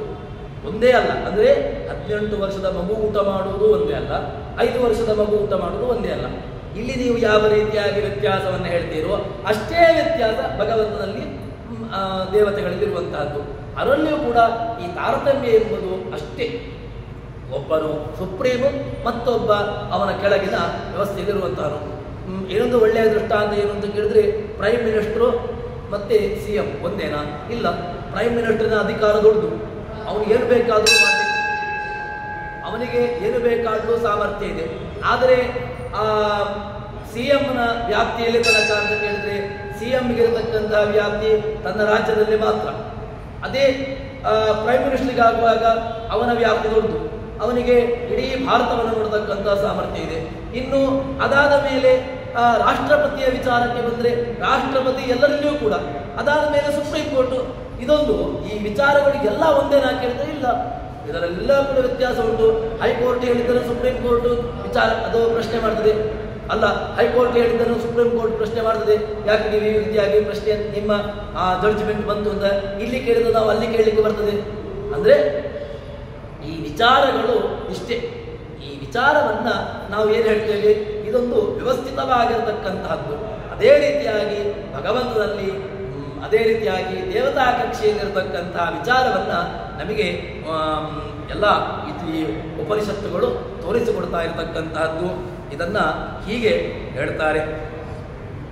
ಅದಕ್ಕೋಸ್ಕರವಾಗಿ ಇನ್ನೊಂದು ಏನು ಅಂತ ಕೇಳಿದ್ರೆ, ಎಷ್ಟು ವ್ಯವಸ್ಥಿತವಾಗಿ ಉಂಟು ಅಂತ ಕೇಳಿದ್ರೆ, ದೇವತೆಗಳು, ಋಷಿಗಳು, ಮನುಷ್ಯರು, ನರ ಅಂತ ಹೇಳಿಕೊಂಡು ಹೀಗೆ ಮುಕ್ತರಲ್ಲಿರತಕ್ಕಂತಹ ವಿಚಾರವನ್ನ 5 ವಿಭಾಗವಾಗಿ ವಿಭಾಗ ಮಾಡ್ತಾರೆ. ಅದಾದ ಮೇಲೆ ಋಷಿಗಳನ್ನ ಉಲ್ಲೇಖ ಮಾಡ್ತಾರೆ. ಇನ್ನು ಅದಾದ ಮೇಲೆ ಮುಂದಿನ ಇಲ್ಲಿ ಕಮಲ ತೀರ್ಥರು, ಕಮಲನಾಭ ತೀರ್ಥರು ಅಂತ ಹೇಳಿದ್ರಿಂದಾಗಿ ಪದ್ಮನಾಭ ತೀರ್ಥರು. ಅದೇ ರೀತಿಯಾಗಿ ಆಚಾರ್ಯರ ಜೊತೆಗಿರತಕ್ಕಂತಹ ಒಂದೇ ಋಷಿಕೇಶ ಮತೋ ನರಸಿಂಹ ಅಂತ ಹೇಳಿಕೊಂಡು ಋಷಿಕೇಶ ತೀರ್ಥರು, ಅದೇ ರೀತಿಯಾಗಿ ನರಸಿಂಹ ತೀರ್ಥರು, ಜನಾರ್ದನ ತೀರ್ಥರು, ಉಪೇಂದ್ರ ತೀರ್ಥರು, ಹೀಗೆ ಎಲ್ಲ ಜ್ಞಾನಿ ವರ್ಗಗಳನ್ನು ನಾವು ಸ್ಮರಣೆ ಮಾಡಲೇಬೇಕು. ಇವರು ಎಲ್ಲರೂ ಕೂಡ ನಮಗೆ ಈ ವಿಚಾರವನ್ನ ತೋರಿಸಿಕೊಟ್ಟಿರತಕ್ಕಂಥವರು ಅಂತ ಹೇಳ್ತಾರೆ. ಅದಾದ ಮೇಲೆ ರಮಾಕಳತ್ರನು ದಾಸವರ್ಗಕ್ಕೆ ಭಗವಂತನನ್ನ ತೋರಿಸಿಕೊಡ್ಲಿಕ್ಕೆ, ಭಗವಂತನನ್ನು ಹೇಳಲಿಕ್ಕೋಸ್ಕರವಾಗಿ ಹೊರಟಿರತಕ್ಕಂತಹ ಅನೇಕ ದಾಸ ಜ್ಞಾನಿಗಳು ಯಾರೆಲ್ಲ ಜಗನ್ನಾಥದಾಸರು, ಗೋಪಾಲದಾಸರು, ಪುರಂದರದಾಸರು, ಕನಕದಾಸರು, ಹೀಗೆ ವಿಜಯದಾಸರು, ಹೀಗೆ ನಮಗೆ ದಾಸರನ್ನ ಪಟ್ಟಿ ಮಾಡ್ತಾ ಹೋದ್ರೆ ಸಾಕು, ಎಷ್ಟು ಜನ ದಾಸರುಗಳು. ಇವರೆಲ್ಲರೂ ಕೂಡ ತಮ್ಮನ್ನು ತಾವು ತೋರಿಸಿಕೊಂಡವರಲ್ಲ. ನಾನು ದೊಡ್ಡವನು ಅಂತ ಹೇಳಿಕೊಂಡು ಇವರು ಯಾರೂ ಕೂಡ ದೊಡ್ಡವರಾದದ್ದಲ್ಲ. ಮತ್ತೆ ಇವರೆಲ್ಲರೂ ಕೂಡ ತಮ್ಮ ಹೆಸರಿನ ಜೊತೆಗೆ ಜಗನ್ನಾಥದಾಸ, ಪುರಂದರದಾಸ, ಕನಕದಾಸ, ವಿಠಲದಾಸರು ಇವರೆಲ್ಲರೂ ಕೂಡ ತಮ್ಮ ಹೆಸರಿನ ಜೊತೆಗೆ ದಾಸ ಶಬ್ದವನ್ನು ಹಾಕಿದ್ದಾರೆ. ಯಾರ ದಾಸ ತಾವೆಲ್ಲರೂ ಕೂಡ ಕೇಳಿದ್ರೆ ನಾನು ಭಗವಂತನ ದಾಸ ಎಂಬುದನ್ನು ತಮಗೆ ಪ್ರಜ್ಞೆ ಇತ್ತು. ಈ ಪ್ರಜ್ಞೆಯಿಂದಾಗಿ ಅವರೆಲ್ಲರೂ ಕೂಡ ನಾವು ಕೂಡ ದೇವರ ದಾಸರಾಗಿ ಅದನ್ನು ಹೇಳಬೇಕು. ನಾವು ಕೂಡ ಭಗವಂತನ ದಾಸರು. ಮತ್ತೆ ಸ್ವಾಮಿ ಯಾರು ಹೇಳಿದ್ರೆ ಭಗವಂತ ಮಾತ್ರ. ಭಗವಂತ ಸ್ವಾಮಿ, ನಾವೆಲ್ಲರೂ ಕೂಡ ಅವನ ದಾಸರು ಎಂಬ ಚಿಂತನೆಯನ್ನು ತೋರಿಸಿಕೊಟ್ಟಿರತಕ್ಕಂಥವರು ನಮಗೆ ಜ್ಞಾನಿ ವರ್ಗಗಳು. ಅಂತಹ ಜ್ಞಾನಿಗಳು ನಮಿಪೆ, ಎಲ್ಲ ಜ್ಞಾನಿಗಳಿಗೆ ನಾನು ನಮಿಪೆ. ಯಾಕೆ ಅಂತ ಕೇಳಿದರೆ ಭಗವಂತನನ್ನು ತೋರಿಸಿಕೊಡ್ಲಿಕ್ಕೆ ಇವರೆಲ್ಲರೂ ಕೂಡ ನನಗೆ ಉಪಕಾರವನ್ನು ಮಾಡಿರ್ತಕ್ಕಂಥವ್ರು ಎಂಬುದನ್ನು ಹೇಳ್ತಾರೆ. ನಾವು ನಿತ್ಯದಲ್ಲೂ ಕೂಡ ಹೇಳ್ತಕ್ಕಂತಹದ್ದು ಒಂದು ಸ್ತೋತ್ರ ಇದ್ದೇ ಇದೆ. ಪೃಥ್ವೀ ಮಂಡಲ ಮಧ್ಯಸ್ಥ ಪೂರ್ಣಬೋಧ ಮತಾನುಗಾ ವೈಷ್ಣವಾ ವಿಷ್ಣುಹೃದಯ ತಾನ್ ನಮಸ್ಯೇ ಗುರೂನ್ ಮಮ. ಎಲ್ಲ ಗುರುಗಳು ಕೂಡ ಯಾರೆಲ್ಲ ಅಂತ ಕೇಳಿದ್ರೆ ಪೃಥ್ವೀ ಮಂಡಲ ಮಧ್ಯಸ್ಥ, ಯಾರೆಲ್ಲ ಈ ಭೂಮಂಡಲದಲ್ಲಿ ಇದ್ದಾರೋ ಅಂತಹ ಎಲ್ಲರೂ ಕೂಡ ಜ್ಞಾನಿ ವರ್ಗದವರು ಅಂತ ಯಾರೆಲ್ಲಿದ್ದಾರೋ ಋಣಬೋಧ ಮತಾನುಗ ವೈಷ್ಣವ ವಿಷ್ಣುಹೃದಯ, ಯಾರೆಲ್ಲ ತಮ್ಮಲ್ಲಿ ತಮ್ಮ ಹೃದಯ ಕಮಲದಲ್ಲಿ ಭಗವಂತನನ್ನ ಇಟ್ಟುಕೊಂಡು ಆರಾಧನೆಯನ್ನ ಮಾಡುತ್ತಾ ಇದ್ದಾರೋ ಅವರೆಲ್ಲರೂ ಕೂಡ ನನಗೆ ಜ್ಞಾನಿಗಳೇ. ಯಾಕೆ? ಭಗವಂತನನ್ನ ತಮ್ಮ ಹೃದಯದಲ್ಲಿ ಇಟ್ಟುಕೊಂಡು ಪೂಜೆಯನ್ನ ಮಾಡತಕ್ಕಂಥವ್ರು ಎಲ್ಲರೂ ಕೂಡ ಜ್ಞಾನಿಗಳೇ. ಅಂತಹ ಜ್ಞಾನಿಗಳೆಲ್ಲರೂ ಕೂಡ ನನಗೆ ವಂದ್ಯರೇ, ನಾನು ಎಲ್ಲರಿಗೂ ಕೂಡ ಅವರಿಗೆ ನಮಿಸ್ತೇನೆ ಅಂತ ಹೇಳಿಕೊಂಡು ನಾವು ನಿತ್ಯದಲ್ಲೂ ಕೂಡ ಹೇಳ್ತಕ್ಕಂತಹ ಈ ವಿಚಾರವನ್ನು ನಮಗೆ ಜಗನ್ನಾಥದಾಸರು ತಮ್ಮ ಮಾತಿನ ಮೂಲಕವಾಗಿ ತೋರಿಸಿಕೊಡ್ತಾ ಇದ್ದಾರೆ. ಸರಿ, ದೇವರನ್ನ ಜ್ಞಾನಿಗಳನ್ನು ಯಾಕಪ್ಪ ಹೇಳ್ತಾರೆ? ಜ್ಞಾನಿಗಳನ್ನು ನಮಸ್ಕಾರ ಮಾಡಿದ್ವಿ, ಜ್ಞಾನಿಗಳನ್ನು ನಮಸ್ಕಾರ ಮಾಡಿ ಏನು ಪ್ರಯೋಜನ ಏನು? ಜ್ಞಾನಿಗಳು ಅವರು ಆಯಿತು, ಅವರನ್ನು ನಮಸ್ಕಾರ ಮಾಡಿ, ತಿಳ್ಕೊಂಡವರಿಗೆ ನಮಸ್ಕಾರ ಮಾಡಿ, ಹಣ ಇದ್ದವರಿಗೆ ನಮಸ್ಕಾರ ಮಾಡಿದರೆ ಏನೊಂದು ಹಣ ಮಾತಾದರೂ ಕೊಡ್ತಾರೆ ಅಂತ ಹೇಳುವಪ್ಪ. ಜ್ಞಾನಿಗಳಿಗೆ ನಮಸ್ಕಾರ ಮಾಡಿ ಪ್ರಯೋಜನ ಇದೆ, ಏನೂ ಉಪಕಾರ ಇರಲ್ಲ ಅಂತ ಹೇಳಿದ್ರೆ ಹಾಗೆ ಹೇಳಬೇಡಿ. ಅದನ್ನು ವಿಚಾರವನ್ನು ಹೇಳ್ತಾರೆ. ಏನು ಅಂತ ಕೇಳಿದ್ರೆ ಭಾಗವತ ಜ್ಞಾನಿಗಳನ್ನು ನಮಸ್ಕಾರ ಮಾಡಿದ್ದಕ್ಕೆ ಫಲ ಏನು ಅಂತ ಕೇಳಿದ್ರೆ ಪರಿಮಳವು ಸುಮನಸದೊಳಗಲ ಅರಣಿಯೊಳಗಿಪ್ಪಂತೆ ದಾಮೋದರನು ಬ್ರಹ್ಮಾದಿಗಳ ಮನದಲ್ಲಿ ತೋರದೆಲೆ ಇರುತಿಹ ಜಗನ್ನಾಥ ವಿಠಲನ ಕರುಣ ಪಡೆಯುವ ಮುಕ್ಷು ಜೀವರು ಪರಮಭಾಗವತರನ್ನು ಕೊಂಡಾಡುವುದು ಪ್ರತಿದಿನವೂ. ಇದು ಏನು ಹೇಳ್ತಾರೆ? ಜ್ಞಾನಿಗಳನ್ನು ಸ್ತೋತ್ರ ಮಾಡಿದ್ದಕ್ಕೆ ಏನು ಫಲ ಅಂತ ಕೇಳಿದ್ರೆ ಫಲ ಉಂಟು. ಗಾಳಿ ಬೀಸ್ತದೆ, ಗಾಳಿ ಬೀಸಿತು ಎಲ್ಲಿಂದೋ ಒಳ್ಳೆಯ ದಟ್ಟವಾದ ಕಾಡು ಅಂತ ಇಟ್ಟುಕೊಳ್ಳುವ. ಅದರಲ್ಲಿಯೂ ಕೂಡ ದಟ್ಟವಾದ ಕಾಡು, ಎಂತಹದ್ದು ದಟ್ಟವಾದ ಕಾಡು ಅಂತ ಕೇಳಿದ್ರೆ ಬರೀ ಶ್ರೀಗಂಧ, ಒಳ್ಳೆ ಶ್ರೀಗಂಧ ಭರಿತವಾದ ಶ್ರೀಗಂಧದ ಕಾಡು. ಅದೇ ರೀತಿಯಾಗಿ ಒಳ್ಳೆಯ ಅದ್ಭುತವಾಗಿರತಕ್ಕಂತಹ ಹೂಗಳಿರ್ತಕ್ಕಂತಹ ಕಾಡು ಅಂತ ಇಟ್ಟುಕೊಳ್ಳುವ. ಯಾವುದೆಲ್ಲ ಪಾರಿಜಾತ ಅಥವಾ ಇನ್ನಿತರ ಒಳ್ಳೆಯ ಸುಗಂಧಭರಿತವಾಗಿರತಕ್ಕಂತಹ ಇರತಕ್ಕಂತಹ ಕಾಡು. ಅಂತಹ ಕಾಡಿನಲ್ಲಿ ಬೀಸತಕ್ಕಂತಹ ಗಾಳಿಗೆ ಏನು ಸಂಬಂಧವೇ ಬೇಡ. ಗಾಳಿಗೆ ಅದು ಅಲ್ಲಿಂದ ಬೀಸ್ತಾ ಬಂದಾಗ ತನ್ನ ಜೊತೆಗೆ ಏನು ಮಾಡಿತು ಅಂತ ಕೇಳಿದರೆ ಅಲ್ಲಿರತಕ್ಕಂತಹ ಪರಿಮಳವನ್ನು ತೆಗೆದುಕೊಂಡು ಬಂತು. ವಾಸ್ತವಿಕವಾಗಿ ಪರಿಮಳ ಎಲ್ಲಿಯದ್ದು? ಗಾಳಿಯದ್ದಲ್ಲ. ಪರಿಮಳ ಬಂದದ್ದು ಯಾವುದು ಅಂತ ಕೇಳಿದ್ರೆ ಶ್ರೀಗಂಧ, ಪಾರಿಜಾತ ಅಥವಾ ಈ ರೀತಿಯಾಗಿರ್ತಕ್ಕಂತಹ ಅದ್ಭುತ ಹೂವುಗಳ ಪರಿಮಳವನ್ನು ತನ್ನ ಜೊತೆಗೆ ಅದು ಹಿಡ್ಕೊಂಡು ಬಂದದ್ದು. ಅದನ್ನು ಹಿಡ್ಕೊಂಡು ಬಂದದ್ರಿಂದಾಗಿ ಗಾಳಿಗೆ ಏನಾಯಿತು? ಗಾಳಿಯಲ್ಲಿ ಸುಗಂಧ ಬಂತು. ದುರ್ಗಂಧ ಇಟ್ಕೊಂಡ್ರೆ ದುರ್ಗಂಧ, ಅದು ದುರ್ಗಂಧದ ಪ್ರದೇಶದಲ್ಲಿ ಹಾರಿಕೊಂಡು ಬಂದರೆ ದುರ್ಗಂಧವನ್ನು ತಂದು ಕೊಡ್ತದೆ. ನಾವು ಸುಗಂಧವನ್ನು ಇಟ್ಟುಕೊಳ್ಳುವ. ಪರಿಮಳವು ಸುಮನಸದೊಳಗೆ, ಪರಿಮಳ ಇದ್ದದ್ದು ಎಲ್ಲಿ? ಸುಮನಸದಲ್ಲಿ, ಅಂದರೆ ಹೂವಿನಲ್ಲಿರತಕ್ಕಂತಹದ್ದು. ಅದೇ ರೀತಿಯಾಗಿ ಇನ್ನು ಅನಲ ಅರಣಿಯೊಳಗಿಪ್ಪಂತೆ, ಅನಲ ಅಗ್ನಿ ಎಲ್ಲಿದೆ ಕೇಳಿದ್ರೆ ಕಾಷ್ಟಾದಗ್ನಿರ್ಜಾಯತೆ ಮಧ್ಯಮಾನಾತ್ ಭೂಮಿಸ್ತೋಯಂ ಕನ್ಯಮಾನಾದಧಾತಿ. ಒಬ್ಬ ಸುಭಾಷಿತಕಾರ ಹೇಳ್ತಕ್ಕಂತಹ ಮಾತು. ಕಾಷ್ಟಾದಗ್ನಿರ್ಜಾಯತೆ ಮಧ್ಯಮಾನಾತ್, ಎರಡು ಅರಣಿಗಳನ್ನು ನೀವು ಇಟ್ಟುಕೊಂಡು ಅದನ್ನು ಮಥನೆ ಮಾಡಿದರೆ ಏನಾಗ್ತದೆ ಕೇಳಿದರೆ ಅರಣಿ ಮಥನ ಅಂತ ಹೇಳ್ತೇವೆ ನಾವು. ಯಜ್ಞಕ್ಕೆ ಒಳ್ಳೆಯ ಅಗ್ನಿ ಬೇಕು ಅಂತಾದರೆ 2 ಕಟ್ಟಿಗೆಗಳನ್ನು ಇಟ್ಟುಕೊಂಡು ನಾವು ಏನು ಮಾಡ್ತೇವೆ, ಅದನ್ನು ಮಥನವನ್ನು ಮಾಡ್ತೇವೆ. ಅದರಿಂದಾಗಿ ಮಥನ ಮಾಡಿದಾಗ ಏನಾಯಿತು ಅಂತ ಕೇಳಿದ್ರೆ ಅದರಲ್ಲಿ ಬೆಂಕಿ ಉತ್ಪತ್ತಿಯಾಯಿತು. ಎಲ್ಲಿತ್ತು ಬೆಂಕಿ ಅಂತ ಕೇಳಿದ್ರೆ ಇಲ್ಲದೇ ಇರತಕ್ಕಂತಹ ಬೆಂಕಿ ಹುಟ್ಟಿದ್ದಲ್ಲ, ಮರದಲ್ಲಿ ಅಗ್ನಿ ಯಾವುದು ಕಾಷ್ಟದಲ್ಲಿ ಬೆಂಕಿ ಇತ್ತು. ಕಾಷ್ಟದಲ್ಲಿದ್ದಂತಹ ಬೆಂಕಿ ಯಾವಾಗ ಉತ್ಪತ್ತಿ ಆಯಿತು ಅಂತ ಕೇಳಿದ್ರೆ ಅದು ಮಥನ ಮಾಡಿದಾಗ ಉತ್ಪತ್ತಿ ಆಯಿತು. ಹೇಗೆ ಅಂತ ಕೇಳಿದ್ರೆ ಹಾಲಿನಲ್ಲಿ ತುಪ್ಪ ಇರುವ ಕೇಳಿದ್ರೆ ಹಾಲಿನಲ್ಲಿ ತುಪ್ಪ ಇತ್ತು. ಎಲ್ಲಿಂದ ಗೊತ್ತಾಯಿತು ಅಂತ ಕೇಳಿದ್ರೆ ಅದಕ್ಕೆ ಬೇಕಾಗಿರತಕ್ಕಂಥ ಸಂಸ್ಕಾರವನ್ನು ಮಾಡ್ತಾ ಮಾಡ್ತಾ ಮಾಡ್ತಾ ಮಾಡ್ತಾ ಮಾಡ್ತಾ ಹೋದಾಗ ಕೊನೆಗೆ ಶುದ್ಧವಾಗಿರತಕ್ಕಂತಹ ತುಪ್ಪ ಸಿಕ್ಕಿತು. ಅದೇ ರೀತಿಯಾಗಿ ಅಗ್ನಿ ಇತ್ತು. ಎಲ್ಲಿತ್ತು? ಕಟ್ಟಿಗೆಯಲ್ಲಿತ್ತು. ಆ ಪರಿಮಳ ಎಲ್ಲಿತ್ತು? ಹೂವಿನಲ್ಲಿತ್ತು. ಅದು ನಮಗೆ ಗಾಳಿಯ ಸಂಪರ್ಕದಿಂದಾಗಿ ಅಗ್ನಿಗೆಯನ್ನ ಮಥನ ಮಾಡಿದಾಗ ಅಲ್ಲಿ ಉತ್ಪತ್ತಿಯಾಯಿತು. ಅದೇ ರೀತಿಯಾಗಿ ಹೇಳ್ತಾರೆ, ಪರಿಮಳವು ಸುಮನಸುಗಳ ಗನಲಸರ ಅರಣಿಯ ಒಳಗಿಪ್ಪಂತೆ ದಾಮೋದರನು.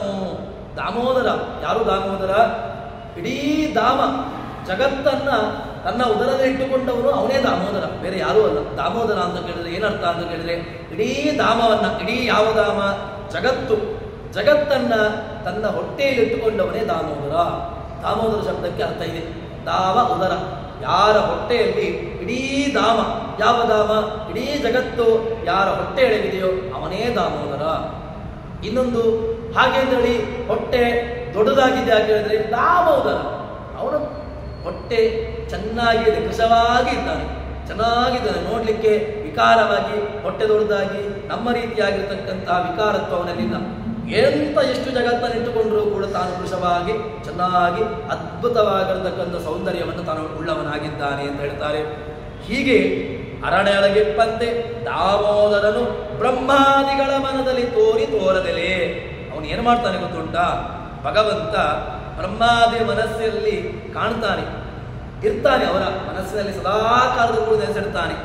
ಇದ್ದುಕೊಂಡು ಏನು ಮಾಡ್ತಾನೆ ಕೇಳಿದ್ರೆ ಅಂತಹ ಜ್ಞಾನಿಗಳ ವರ್ಗದಲ್ಲಿ ತಾನಿದ್ದಾನಲ್ವ, ಇದ್ದುಕೊಂಡದ್ರಿಂದಾಗಿ ಇರುತಿಹ ಜಗನ್ನಾಥ ವಿಠಲನ ಕರುಣ ಅಡೆವ ಮುಮುಕ್ಷು ಜೀವರು ಯಾರು ಇಂತಹ ಭಗವಂತನನ್ನ, ಜ್ಞಾನಿ ವರ್ಗದಲ್ಲಿರತಕ್ಕಂಥ ಭಗವಂತನನ್ನ, ಅದೇ ಕಾರಣಕ್ಕೋಸ್ಕರವಾಗಿ ಯಾರಾದರೂ ಕೂಡ ಉತ್ತಮರು, ತಿಳಿದುಕೊಂಡವರು, ಜ್ಞಾನಿಗಳು, ಯತಿಗಳು ಬಂದರು ಅಂತಂದರೆ ನಾವು ನಿಂತುಕೊಳ್ಳುವುದು ಯಾಕೆ ಕೇಳಿದ್ರೆ ಅವರಲ್ಲಿರತಕ್ಕಂತಹ ಭಗವಂತನ ಸನ್ನಿಧಾನ, ಅವರಲ್ಲಿರತಕ್ಕಂತಹ ಜ್ಞಾನ. ಆ ಭಗವಂತ ಕೃಷ್ಣ ಭಗವದ್ಗೀತೆಯಲ್ಲಿ ಹೇಳಿದಾನಲ್ವ, ಜ್ಞಾನಿ ತ್ವಾತ್ಮೈವ ಮೇ ಮತಂ. ಇಡೀ ಜ್ಞಾನಿಗಳು ನನಗೆ ಅವರನ್ನೇ ನಾನು ಮುಖ್ಯನನ್ನಾಗಿರ್ತೇನೆ, ಅವರಲ್ಲಿ ನಾನಿರ್ತೇನೆ. ಜ್ಞಾನಿ ತ್ವಾತ್ಮೈವ ಮೇ ಮತಂ. ಅಷ್ಟು ಮಾತ್ರ ಅಲ್ಲ, ಜ್ಞಾನಾಗ್ನಿ ಸರ್ವಕರ್ಮಾಣಿ ಭಸ್ಮಸಾತ್ ಕುರುತೆ ಅರ್ಜುನ. ಜ್ಞಾನ ಎಂಬಂತಹ ಅಗ್ನಿ ಉಂಟಲ್ವ, ಅದು ಎಲ್ಲವನ್ನೂ ಕೂಡ ನಾಶ ಮಾಡತಕ್ಕಂತಹ ಸಾಮರ್ಥ್ಯ ಇರುವುದಪ್ಪ. ಅದಕ್ಕೋಸ್ಕರವಾಗಿ ಜ್ಞಾನವುಳ್ಳವರನ್ನ ಯಾವ ಕಾಲಕ್ಕೂ ಕೂಡ ಕಡೆಗಣಿಸಬೇಡ ಅಂತ ಅವನಿಗೆ ಎಚ್ಚರಿಕೆಯನ್ನ ಕೊಡ್ತಾ ಇರತಕ್ಕಂತಹದ್ದು. ಅದೇ ರೀತಿಯಾಗಿ ಇಲ್ಲಿ ಹೇಳ್ತಾರೆ ಜಗನ್ನಾಥದಾಸರು, ಇರುತಿಹ ಜಗನ್ನಾಥ ವಿಠಲನ ಬ್ರಹ್ಮಾದಿಗಳು ಅಂತ ಹೇಳಿದಾಗ ಇಡೀ ಜ್ಞಾನಿ ವರ್ಗದಲ್ಲಿಟ್ಟುಕೊಳ್ಳಿ. ಅಂತಹ ಜ್ಞಾನಿ ವರ್ಗದಲ್ಲಿರ್ತಕ್ಕಂತಹ ಭಗವಂತನನ್ನ ನೀವು ನೋಡಿದ್ರಿ ಅಂತಾದ್ರೆ ಕರುಣ ಪಡೆಯುವ ಮುಮುಕ್ಷು ಜೀವರು, ಅಂತಹ ಜ್ಞಾನಿಗಳು, ಮುಮುಕ್ಷುಗಳು ಒಳ್ಳೆಯ ಮೋಕ್ಷವನ್ನು ಹೊಂದಲಿಕ್ಕೆ ಯೋಗ್ಯರಾಗಿರ್ತಕ್ಕಂಥವರಾಗ್ತಾರೆ. ಅಂತಹ ಜೀವರು ಪರಮ ಭಾಗವತರನ್ನು ಕೊಂಡಾಡುವುದು. ಅಂತಹ ಮುಮುಕ್ಷು ಜೀವರುಗಳು ಏನು ಮಾಡಬೇಕು ಕೇಳಿದ್ರೆ ಜ್ಞಾನಿಗಳನ್ನ ಸದಾ ಕಾಲದಲ್ಲೂ ಕೂಡ ಕೊಂಡಾಡಬೇಕು. ಅದಕ್ಕೋಸ್ಕರವಾಗಿ ಜ್ಞಾನಿಗಳಿಗೆ ಗೌರವವನ್ನು ಕೊಡಬೇಕು. ಜ್ಞಾನಿಗಳಿಗೆ ನೀವು ಗೌರವವನ್ನು ಕೊಡದೇ ಇದ್ದಿಂದಾದರೆ ಎಲ್ಲ ನಷ್ಟವಾಗಿ ಬಿಡ್ತದೆ. ಯಾಕೆ? ಜ್ಞಾನಕ್ಕಿರತಕ್ಕಂತಹ ಮಹತ್ವನೇ ಅಂತದ್ದು. ಜ್ಞಾನ ಇಡೀ ನಿಮ್ಮನ್ನ ಅದು ಏನು ಬೇಕಾದರೂ ಮಾಡಲಿಕ್ಕೆ ಸಾಮರ್ಥ್ಯ ಉಂಟು. ಒಂದು ಕ್ಷಣ ಬೇಕಾದಷ್ಟು ದುಷ್ಟಾಂತಗಳಲ್ಲಿ ಸಿಗ್ತವೆ. ಜ್ಞಾನಿಗಳನ್ನು ಅವಮಾನ ಮಾಡಿದ್ದಕ್ಕೆ ಶ್ರೀನಿವಾಸ ದೇವರು ಭೂಮಿಗೆ ಬರಬೇಕಾಯಿತು. ಪ್ರಭು ಋಷಿಗಳು ಬಂದಿದ್ದಾರೆ, ಭಗವಂತ ಮಲಗಿದ್ದಾನೆ. ಏನಾಯಿತು? ದೊಡ್ಡ ಪ್ರಸಂಗನೇ ಆಗಿ ಹೋಯ್ತಲ್ಲಿ. ಎಷ್ಟು ದೊಡ್ಡ ಪ್ರಸಂಗ! ಭೃಗುಋಷಿಗಳು ಬಂದಿರತಕ್ಕಂಥ ಜ್ಞಾನಿಗಳು ಭಗವಂತನಾದರೂ ಕೂಡ ಭಗವಂತನಿಗೆ ಏನೋ ಅವನಿಗೆ ಏನೋ ಒಂದು ನಾಟಕವನ್ನು ಮಾಡಿಕೊಂಡ, ಆದರೂ ಕೂಡ ಜ್ಞಾನಿಗಳನ್ನು ಯಾವ ಕಾಲಕ್ಕೂ ಕೂಡ ಏನೋ ಅಲ್ಲಿ ಕಡೆಗಣಿಸಬೇಡಿ. ಜ್ಞಾನಕ್ಕೆ ಒಂದು ವೇಳೆ ನೀವು ಕಡೆಗಣಿಸಿದ್ರಿ ಅಂತಾದರೆ ತುಂಬ ದೊಡ್ಡದಾಗಿರತಕ್ಕಂಥ ಮಹತ್ತರವಾಗಿರತಕ್ಕಂಥ ದುಃಖವನ್ನು ಅನುಭವಿಸಬೇಕಾಗ್ತದೆ ಎಂಬಂತಹ ಚಿಂತನೆಯನ್ನು ನಮಗೆ ಈ ಮೂಲಕವಾಗಿ ಜಗನ್ನಾಥದಾಸರು ಕೊಡ್ತಾ ಇದ್ದಾರೆ. ಇದರ ಇನ್ನಷ್ಟು ವಿಸ್ತಾರವನ್ನು ಇನ್ನೂ ಹೇಳಲಿಕ್ಕಿದೆ, ಅದನ್ನು ನಾಳೆ ಸೇರಿದಾಗ ನೋಡೋಣ ಅಂತ ಹೇಳುವಲ್ಲಿ ಹರಿಪ್ರಿಯತಾಂ ಶ್ರೀಕೃಷ್ಣಾರ್ಪಿತಮಸ್ತು. ಸರ್ವಗಣ ಸಂಪೂರ್ಣ ಸರ್ವದೋಷ ವಿವರ್ಜಿತ ಪ್ರಿಯತಾಂ ಪ್ರೀತೇ ಬಾಲಂ ವಿಷ್ಣುರ್ಮೇ ಪರಮಸ್ವೃತ್ ಶ್ರೀಕೃಷ್ಣಾರ್ಪಿತಮಸ್ತು.